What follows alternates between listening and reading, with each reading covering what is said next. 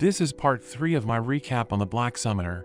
At the end of the last episode, Kelvin and his party came across the archdemon Victor, who plans to become the next demon lord by eating Sarah, the daughter of the previous demon lord. Kelvin gets excited to face such a strong opponent. Victor levels the playing field, summoning skeletons with his black magic. The skeletons attack, but Kelvin and his party are able to defend themselves and easily able to take them out. Victor admires their teamwork.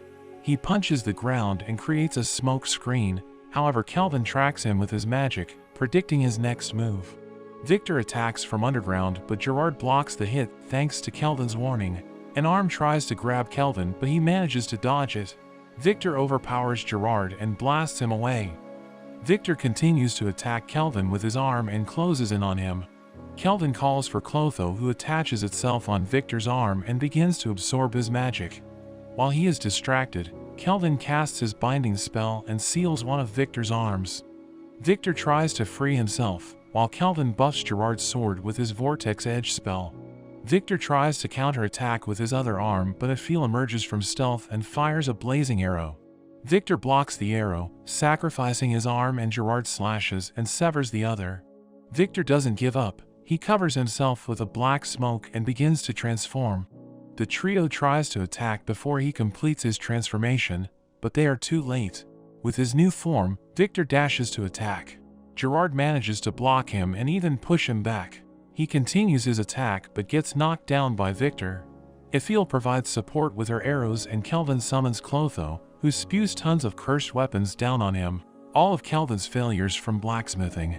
Kelvin, Aphil, and Clotho all attack with their strongest moves, combining together and devastating Victor. He's sent flying and a stone pillar breaks and falls towards Sarah. Victor protects her with the last of his strength and falls. Kelvin asks why he protected her. Victor admits he was never going to eat Sarah. In reality, Victor was Sarah's caretaker. He taught her how to fight and was her only companion. However, one day, they were attacked by the Empire's hero, and before he died, to keep her safe, Sarah's father sealed her away and told Victor to watch over her. Victor had planned to revive Sarah in a weaker era where she could have ruled as the Demon King. As his dying request, Victor asks Kelvin to add Sarah to his party so she can finally see the world. Kelvin agrees and Victor dies peacefully. Despite the risk she will become the next Demon King, Kelvin breaks her seal. Sarah wakes up aware of her situation and cries for Victor. Kelvin reports his success to the other adventurers and pretends Sarah was one of Victor's victims. With her magic hairband, she is able to hide her wings and horns. Gerard evolves into an Abyssal Knight Commander, an S-ranked monster, gaining a massive buff to his stats. Sarah worries about joining the team, but Kelvin assures her with his S-rank concealment skill, no one will find out she is the daughter of the Demon Lord. The team heads back to town and Sarah is amazed and excited by everything around. She had always been alone and this is her first time in a town. Later, Kelvin checks in with Leo at the guild, who promotes him to A rank for defeating Victor.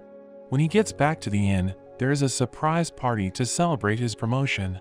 They have a crazy night and everyone ends up passed out drunk.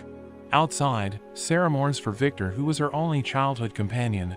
She decides to experience the entire world in Victor's memory, in particular, to see the ocean and learn to swim like Victor once promised her. Sometime after, Kelvin and Aphil's crafting skills reach S rank and the party gets new gear. Sarah gets a new outfit and gauntlets created from Victor's carapace, and Gerard gets a new demonic sword called the Dainsleif. Kelvin gets tired after all the crafting and Aphil offers to make him some food. He asks for rice, but Aphil doesn't know what that is. Kelvin goes mad craving rice, which he hasn't been able to eat since coming to this world. The party heads off to the coastal city Torridge, where rice can be found and Sarah can see more of the world. Gerard reports that Malfina is missing. She had told Kelvin that since he can't summon her, she left to try and possess one of her proxies so she could join them in the physical world. Gerard suspects Malfina is jealous of the two ladies in the party. Along their journey, their carriage is stopped by a woman and a gang of bandits appear. They boast about being the infamous gang known as Black Wind. Kelvin checks their stats and sees that they are only around level 30. He tells Sarah to deal with them and tells her not to use her new gauntlets. Sarah sends a bandit flying and is surprised he was so weak. One of the bandits attacks with his giant hammer, but Sarah effortlessly stops him and pushes him away.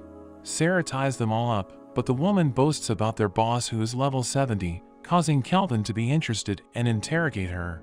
The group makes it to Torridge, and Sarah is amazed at the sight of the ocean. Remembering her promise with Victor to swim, Kelvin agrees to teach her, but first they head to the guild and turn in the bandits. Kelvin meets with Mist, the guild master in Torridge. She has heard all about Kelvin from Leo, who she used to be in a party with. Kelvin informs Mist that the boss of Black Wind is actually the champion of Trison named Kristoff. He pretended to destroy the gang but instead took over it from the shadows and is involved with illegal slave trading. Kristoff is in town, but they can't accuse him without solid proof. Kelvin is actually not too interested because Kristoff is only level 70 and poses no challenge. Suddenly, Kelvin detects the presence of the Empire's heroes and suggests that they can handle the bandits. With this suggestion, Mist requests the heroes to investigate the bandit hideout. Wanting to help the people, they accept the request. However, Kelvin has something planned. At the bandit hideout, there is a room of kidnapped women. One of the bandits enters. He tries to grab one of the girls, but Kelvin arrives and Gerard knocks him out.